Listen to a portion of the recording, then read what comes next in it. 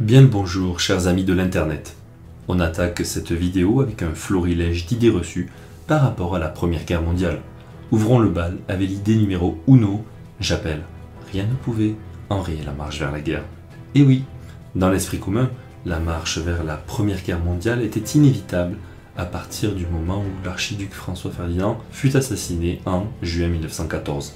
S'ensuit un processus mécanique incontrôlable de marche vers la guerre du fait de l'existence de deux alliances opposées, la Triple Entente qui réunit la France, la Russie et la Grande-Bretagne d'un côté, et de l'autre la Triplice qui réunit l'Allemagne, l'Empire austro-hongrois et l'Italie. Selon cette conception erronée, aucun décideur ne se serait montré capable de peser sur les événements. Primo, il faut savoir qu'aucune alliance ne reposait sur l'automaticité dans la mise en œuvre de l'accord militaire. La Triple Entente est constituée d'un réseau de relations bilatérales. La France et la Russie sont liées par un accord militaire depuis 1893, certes, mais il est défensif. Entre la France et le Royaume-Uni, les relations sont plus compliquées. La crise diplomatique de 1904 débouche sur un accord diplomatique nommé l'entente cordiale. Or, cette entente concerne uniquement le règlement des différends coloniaux. Cette entente permet une amélioration des relations entre les deux pays, mais aucun texte n'oblige Londres à entrer en guerre sur le continent, aux côtés de Paris. Entre le Royaume-Uni et la Russie, le litige en Asie centrale a été réglé, mais le Royaume-Uni refuse tout accord à caractère militaire ou naval. On peut déjà constater que la Triple Entente n'est pas un bloc de granit belliqueux prêt à se jeter dans n'importe quelle guerre. Qu'en est-il du côté de la Triplice, chez nos amis Germain et Pizzaiolo? L'alliance Berlin-Vienne est une alliance par défaut pour ne pas être isolée diplomatiquement. Les relations entre l'Autriche-Hongrie et l'Italie sont tendues. Là aussi, rien de très solide, juste des intérêts communs. Secondo, comme l'explique l'historien Rémy Porte, chaque pays, loin de laisser jouer des engrenages inscrits dans les traités, s'efforce de prouver sa détermination et d'éviter l'isolement. Ainsi donc, lors de la crise de juillet, c'est-à-dire suite à l'attentat de Sarajevo de juin 1914, l'Allemagne soutient l'Autriche-Hongrie sous condition notamment que le conflit soit limité à une confrontation austro-serbe. L'Autriche-Hongrie ne lance pas son opération de représailles rapidement et s'expose à une réaction russe qui verra le jour sous la forme d'une mobilisation de l'armée, laquelle était, pour l'époque, un moyen de pression diplomatique en montrant sa détermination. Cela ne manquera pas d'entraîner en cascade la mobilisation de l'armée de l'Allemagne et des autres nations. Tertio, on sait de cette époque que si aucun dirigeant politique ou militaire ne souhaite la guerre, en attestent les ultimes tentatives pour sauver la paix de Guillaume II, tous sont prêts à l'accepter. Si l'on craint la guerre, on ne veut pas céder aux exigences du voisin et l'on considère que l'action militaire réglera les questions en quelques mois. On ne sait pas encore que cette nouvelle guerre sera longue et meurtrière. Deuxième idée reçue, les troupes africaines de la chair à canon.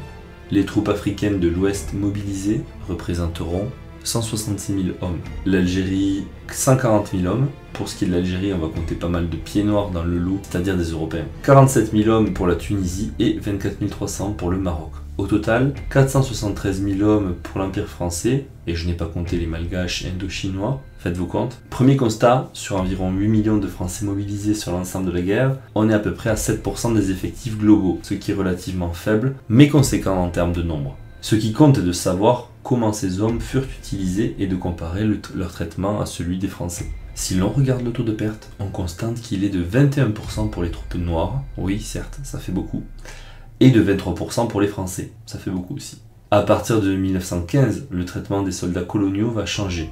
Pour les protéger du froid et de l'hiver, ils sont envoyés durant cette période en camp d'hivernage, autrement dit au repos. Également, les historiens rapportent qu'il n'a jamais existé de directive d'utilisation de recours des troupes noires préférentiellement aux troupes blanches. Autrement dit, aucune volonté de préserver le sang blanc ou inversement. C'est d'ailleurs ce qui explique que de nombreux tirailleurs, sénégalais en tête, ont vécu la guerre avec un sentiment de fraternité à l'égard des soldats métropolitains, et qu'une partie d'entre eux ont jugé que la guerre avait fait d'eux des Français à part entière. Pourquoi donc ces légendes? D'abord à cause de la littérature militaire. On pense au livre La Force Noire du général Mangin, dans lequel l'officier veut mobiliser les soldats des colonies pour pallier au déséquilibre démographique face à l'Allemagne, en louant leur qualité guerrière. Deuxièmement, suite à l'échec de l'offensive Nivelle en 1917, le député du Sénégal Blaise Diagne expose dans un comité secret comment les troupes noires ont souffert de cette offensive, où 15 000 sera de 22%. Dans ce rapport, il est indiqué que les troupes noires ont été utilisées comme de la chair à canon. Attention, ce propos ne vise pas à dénoncer le mauvais sort infligé aux troupes noires en particulier, mais aux soldats dans cette offensive dont les troupes noires seront durement éprouvées. Enfin, la propagande allemande reprend ses propos, et plus tard un roman comique associera l'idée reçue du sacrifice des Noirs au général Mangin. Voilà les raisons principales qui vont expliquer pourquoi il y aura ces légendes, même si comme nous l'avons vu, le taux de perte des troupes noires il fut un peu même inférieur, quasiment équivalent aux soldats français, voire même inférieur. On passe à l'idée reçue suivante. La guerre des tranchées est la plus meurtrière et la plus horrible. Premier constat paradoxal, alors que le nombre de machines de guerre augmente, on pense en particulier aux canons et aux mitrailleuses, dont le nombre va augmenter continuellement au cours de la guerre, les pertes mensuelles des hommes ne cessent de diminuer. Comment expliquer cet apparent paradoxe ? D'abord parce que le feu va servir à neutraliser le feu adverse. Autrement dit, on va utiliser la force de frappe qu'offrent notamment les canons pour neutraliser les canons ennemis.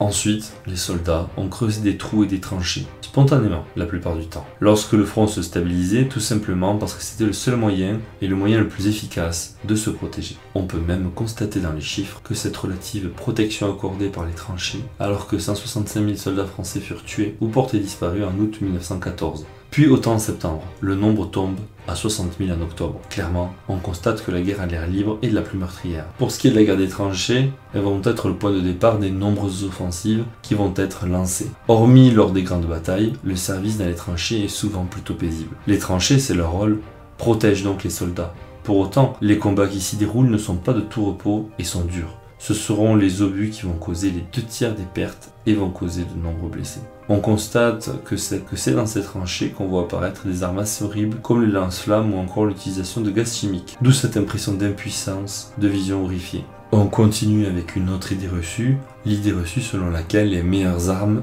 étaient allemandes. Que peut-on en dire ? L'historiographie est plutôt avantageuse pour l'Allemagne, que l'on croit généralement vaincu du fait du nombre supérieur des alliés et de l'effondrement intérieur du régime. On lui crédite notamment d'avoir toujours doté son armée avec des meilleurs équipements. Ce n'est qu'en partie vrai, et encore seulement au début de la guerre. En 1914, en effet, l'armée du Kaiser s'appuie sur le budget le plus important et une très solide industrie militaire. Elle est la plus puissante du monde et logistiquement la mieux gardée. Élément supplémentaire, tout en conservant la conscription, un choix qualitatif est fait. L'armée allemande n'incorpore pas tout le régiment mobilisable pour mieux pouvoir l'entraîner et l'équiper. Quels étaient donc les avantages spécifiques dont disposait l'Allemagne en 1914 ? D'abord, une artillerie lourde de siège équipée de mortiers géants de 210, 305 et 470 mm, ainsi que de lance-mines de 250 mm, de quoi prendre facilement des places fortes, et pour les secondes, de mieux s'adapter à la guerre des tranchées. Ensuite, les Allemands affichent une grosse supériorité dans l'artillerie lourde de campagne. Ils disposent de 1100 obusiers de 105 et 150 mm contre seulement 300 pour la France. Ces obusiers seront très utiles pour les préparations qui précèdent les grandes offensives. Pour autant, les Français disposent de 4000 canons de 75 mm, très supérieurs aux canons allemands, notamment pour leur cadence de tir de 15 à 20 coups par minute, contre 8 à 10. Par la suite, les armements des différentes armées se valent et l'équilibre technique est à peu près atteint dans l'infanterie en 1916.